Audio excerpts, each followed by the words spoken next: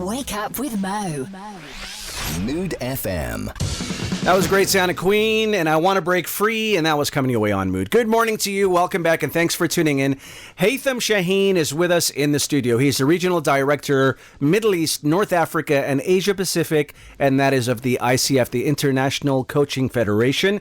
Good morning to you, and thank you very much for being here, Haitham. When I first met you downstairs, I'm like, mashallah, the energy this person has, because I was like, I deflate. Yeah. after like 35 minutes of being on there, I deflate a little, and then talking to you, I gave you the energy you boost got again. yeah. Really nice. I'm looking forward to this. It's a pleasure to have you on. So we're going to be talking about coaching around the world. Some people think coaching is a luxury, yet we're seeing organizations across the Gulf, Asia, Europe, and also North America investing more in coaching every year. Now, what are they seeing that others don't? Well, that's an excellent question. I think what they're seeing is the positive change, and the return on investment. Okay. If they're introducing coaching in their culture, people are more receptive to change because change management is a process. Okay. So once you embed coaching as part of that process, people will embrace change as opposed to running away from it. Okay. So that's number one. All right. And then the second thing is they feel appreciated, they feel heard. They feel that they're not just employees, they're partners. They're co-creating everything with the leadership. Okay. That's the second thing. And if I were to say one more thing, that is because coaching breeds trust, confidence, and growth. Okay. When you're working with your peers, when you're working with your supervisors, if everybody comes with the mindset that they're appreciating others and they're willing to listen, that creates a shift. It's not hierarchy. It's not command and control anymore. It's not like I'm the boss, I'm ahead of you. Yes, I'm the boss, I'm the manager, but I'm walking step by step with you. And this is what employees need to feel. Okay. I think that's where the shift is coming from. All right. So has professional coaching become a global trend, or is it becoming a business necessity? It's both, actually. Okay. Why am I saying this? It depends on the market. Is it a business necessity? In some markets, it's becoming. And is it a trend? In some market, it is. But the beautiful thing... Yes, go ahead. I was just saying it because you said trend. Everybody's starting to coach. Yeah, that's what I said. It's a reality. Right. You have TikTok coaches now. Okay. You have self-naming coaches. Right. So not everyone who just gives you advice or has a mobile phone, you can claim to be a coach. So that's the trend part. Okay. That's the part where most of the people see. The reality is when you talk about professional coaches or professional coaching, it's on a different level. How You're so? talking about... Well, they've been through a lot of courses. It's a process. You have standards, you have ethics, you have competencies, you have credentials, you have accreditation. It's not something you claim. It's something that you demonstrate. Okay. It's something that you live through your ethical practice with your clients, with the organizations, through demonstrating your competencies in the way you give the client that trust, that safe space, that silence, your tone of voice, the way you're appreciating You're doing it right now. That's what I'm saying. When you do this, you bring that space into the conversation. Absolutely. So it's not a like, hi, how are you? How was your day? It's like, how can I help you today? Right. What is it the thing that you really want to talk about today that makes you feel better or that makes you feel more appreciated? And that's a question that nobody actually asks in real life. Exactly. We're all into like in chop, our own, chop, chop, and let's get things done. Yeah. That's what coaching does. Right. It makes you pause, think, and really challenge yourself and challenge your mental capacity. Can I do this? And yes, I can, but how? So the coach doesn't actually tell you what to do. He gives you the tools. Open opportunities and make you see things that might be hidden for you because you're under stress, because you're being oppressed, because no one is listening to you. Right. So back to your original question, is it a trend? Yes, you see so many people saying, I've seen people saying like, I'm a this, I'm a that, and I'm a coach. Yes, you can be practicing all of that. But once you determine to be a professional coach, it takes commitment. Right. And it's not an easy journey. I'm not selling coaching, but it's not an easy journey. Right. There's an investment in your training. There is an investment in your education and professional development. There is an investment in the exam which you take to earn a credential. And there are the hours that you have to accumulate in order to be recognized by an international coaching body that you're worthy of that credential. Okay. Haitham, what was your background before you actually started coaching? I actually come from an aeronautical engineering background. Okay. I have a BSc in aeronautical engineering, and I practiced engineering for almost 28 years of my life. Wow. And then I heard about coaching. See, that's the thing. A lot of people have done something, and then they became. What got you interested in coaching? I was going through a rough period of my time, to be honest. Okay. And I was looking for something new to learn, because I wouldn't say I have mastered aeronautics, but I've done almost everything from quality assurance. So you want something different? I want something different.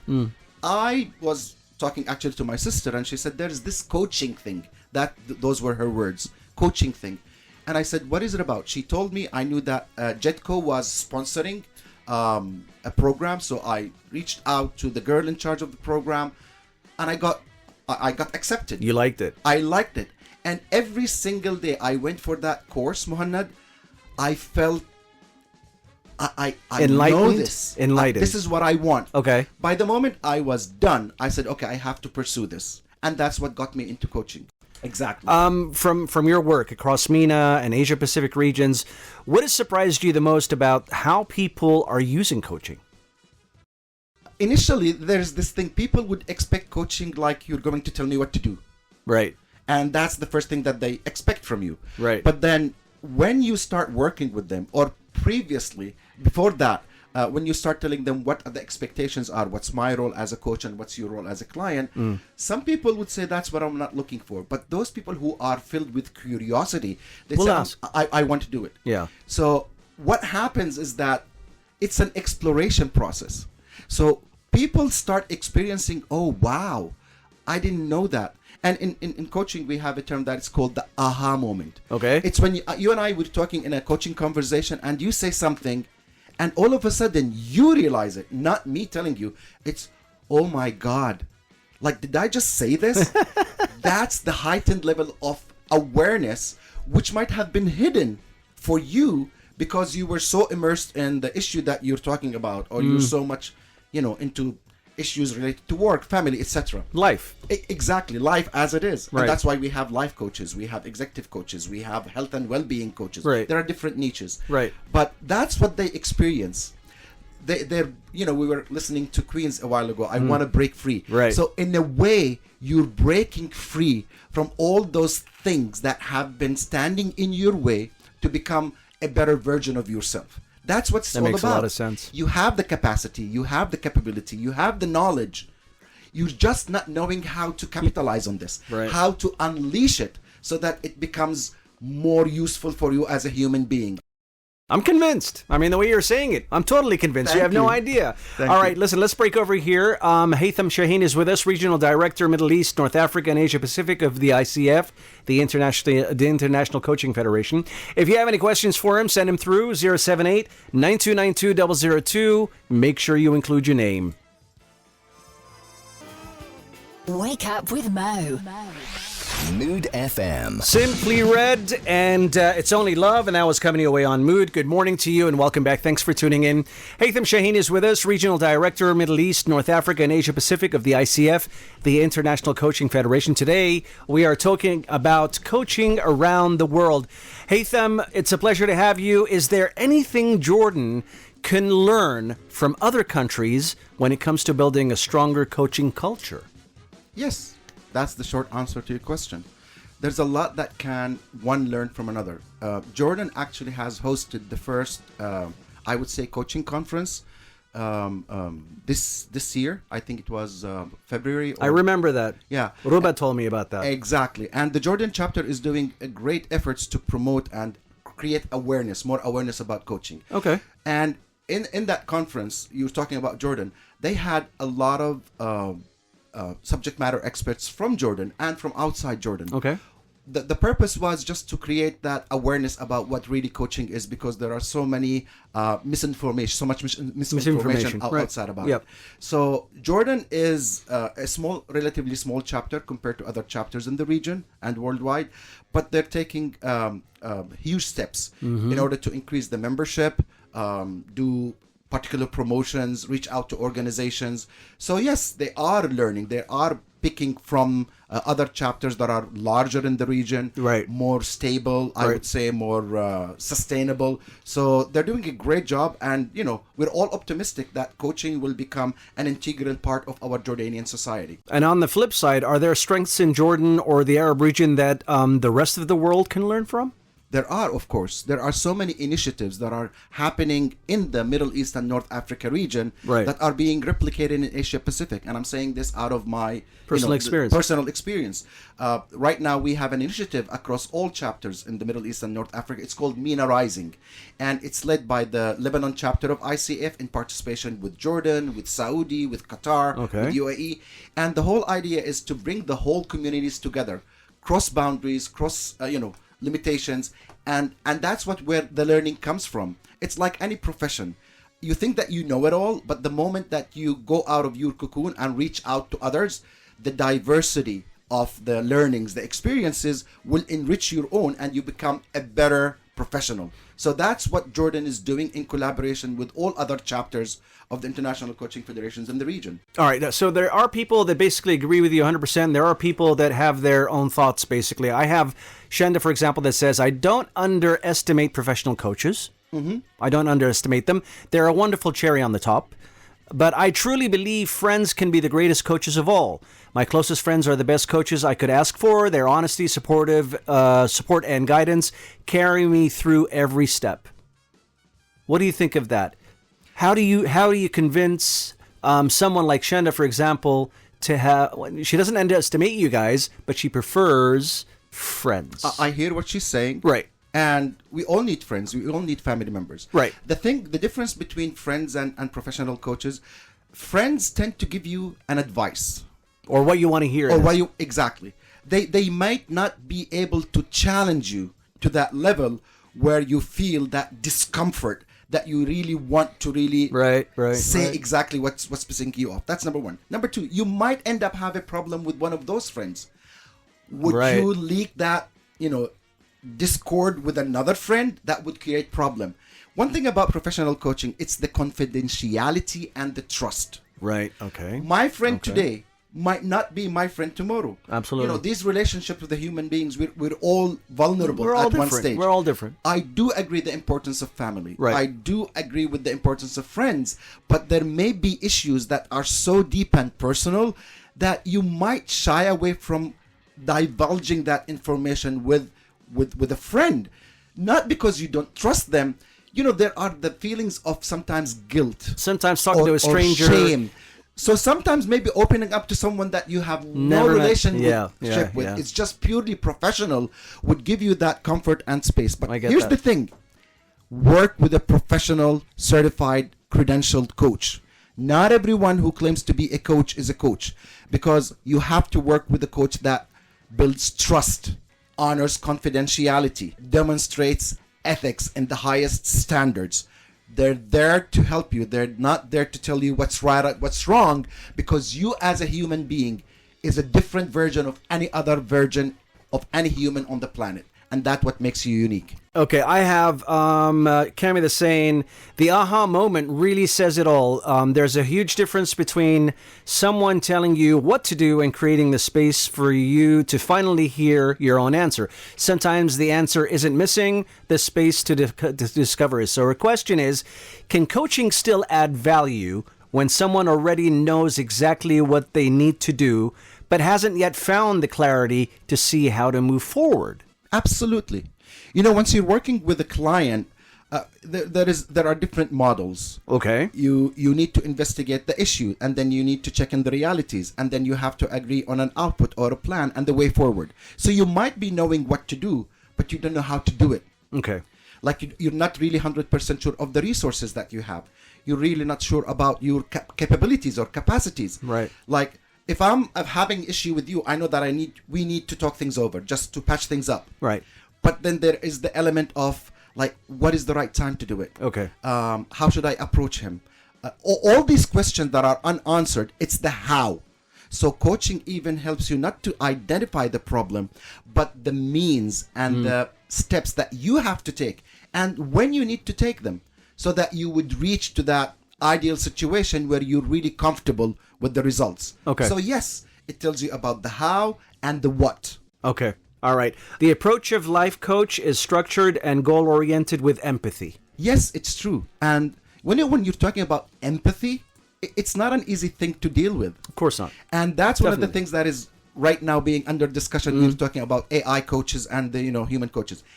Empathy, if you think of it, that cannot be demonstrated by AI. Like AI can tell you what to do, but it doesn't show that care. The personal side. It doesn't give you that care. It doesn't give you that feeling of being safe. Yes, I have all the answers, Right. but I'm not giving you that safe space and that comfort. Like, I hear you, I feel with you. It doesn't do that. It's a powerful tool, and so many professional coaches are using it right now in different ways and different levels. But that empathy, that understanding, that compassion, when you're working with the coach, with the client, it's beyond description. People who have experienced coaching, people who have coached clients probably would understand exactly what I'm saying. And this is an open invitation. Like, if you know a credentialed professional coach, just give it a try. Experience coaching, like any other thing that you're experiencing in life. And then you would be able to come to your own judgments, your own views about, like, wow, it does work. Okay. I'm gonna stop here.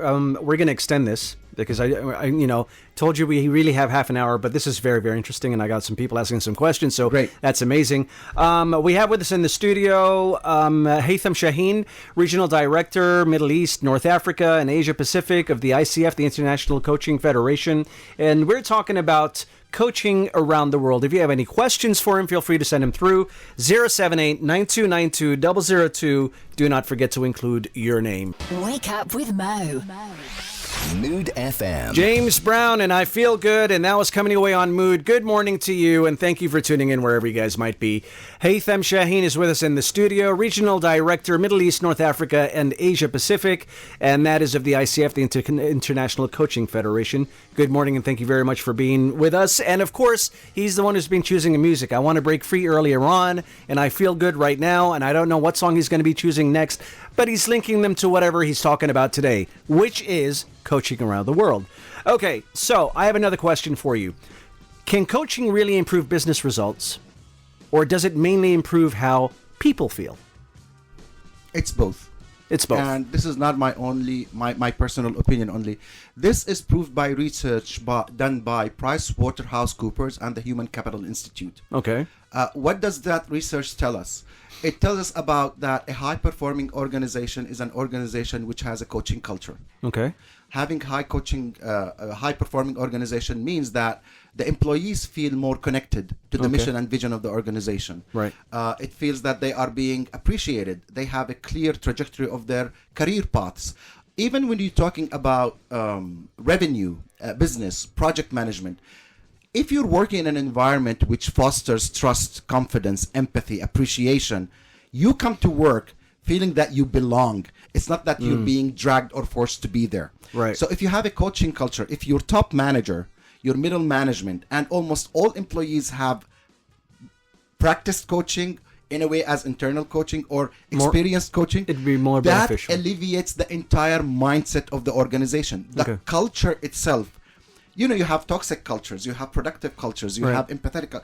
Coaching is a culture which brings all positive elements together. So yes, it does enhance business. And research has proven that organizations that have invested in coaching, the return on investment and the return of expectation was very high. Okay. If I'm investing this much amount of dollars into having internal coaches, external coaches, assessments, etc., those are tangible results that can be measured in the performance evaluation with the employees, in their sense of belonging to the organization, the way they are working together as a team. Any team that is dysfunctional will not breed the results that the team is aspired to do. And that's why we have team coaching. You coach the entire team all together, including the supervisor and the manager. And there is a credential for team coaching. So if you consider any organization or business as comprising of small little teams, and each team is being introduced to team coaching, the entire spectrum of the organization is going through the same experience. That breeds unity. Like what I'm getting is what you're getting. So we're equal. From the CEO, CFO, CHRO, COO, name it, to the supervisor, manager. That is the coaching culture. Okay, I've got Muni that says, much respect to the coaching community. And I do agree with Shanda earlier on to a certain extent. That said, I also believe there's value in being open to pausing, digging a little deeper, tackling sensitive topics, and sometimes simply being willing to step out of your comfort zone. She's correct. She's correct. And I want to make a statement over here. Coaching is like any other profession.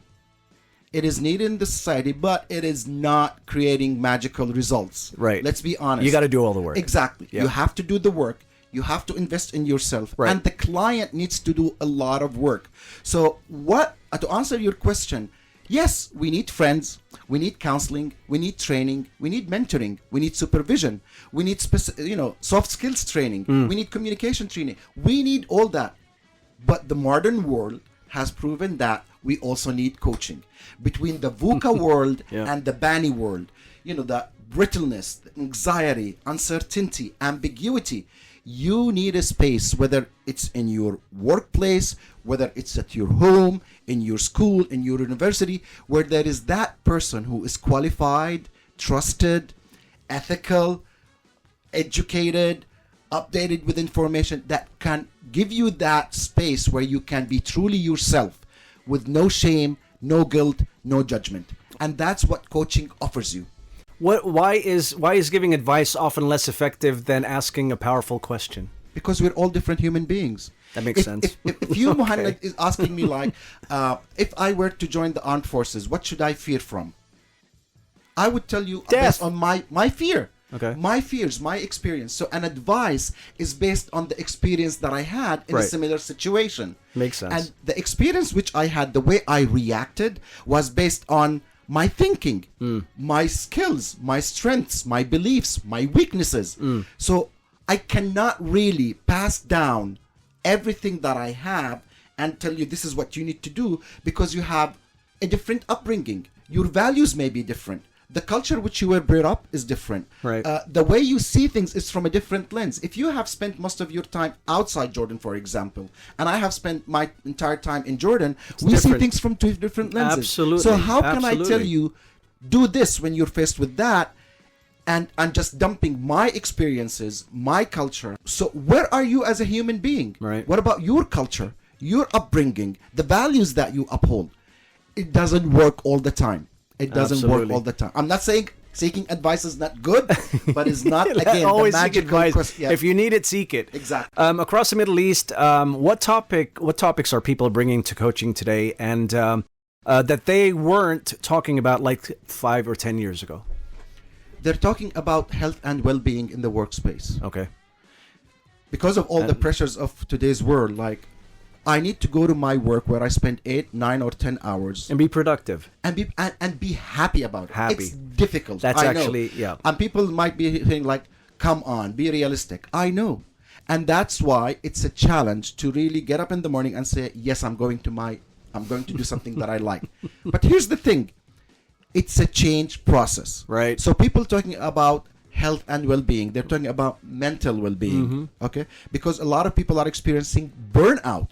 Oh, that's why I was laughing earlier on. It's like all a Jordan, if whoever's listening in right now is like, how am I going to find that energy? Exactly. I mean, people use yoga. People use meditation. There are so many things. So many different ways of doing it. Exactly. Right. So Okay. certain ways of doing it.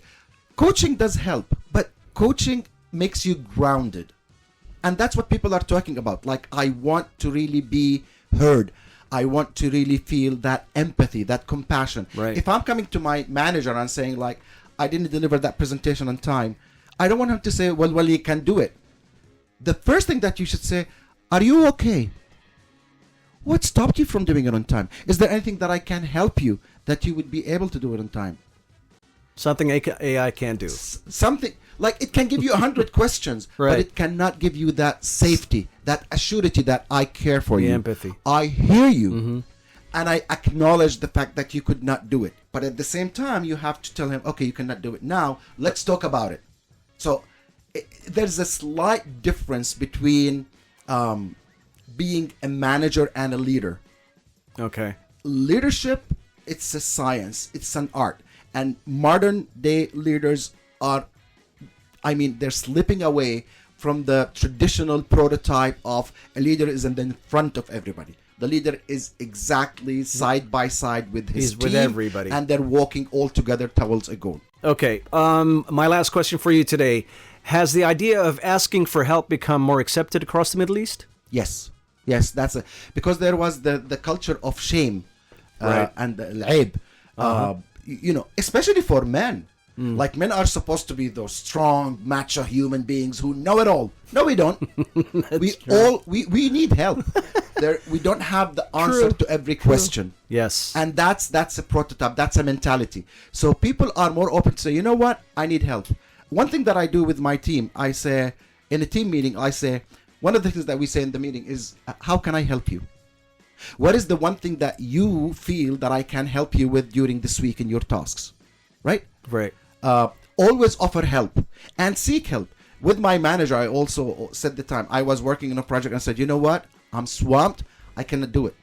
I just cannot do it. Is it okay for you to find someone to replace me? He said, absolutely, but I'm curious. Why? I'm curious to know, what are you going through? You see that last bit? That's the coaching skill. He could have said, okay, we'll put X instead of you. Well, so, and that's it. carry on. Problem solved. Right. But because He wanted to know what's he going on. wanted to know what stopped me from doing this. Because I just volunteered. And that's being heard. That's being heard, and that's showing care, concern, and empathy. Like, Amazing. okay, we'll do that, but what's going on with you? Like, can you share with me? I'm curious to know, where is that coming from? Absolutely. That's it. All right, I think we've reached to the end of this interview that was supposed to be half hour, but we extended it simply because it's very, very interesting.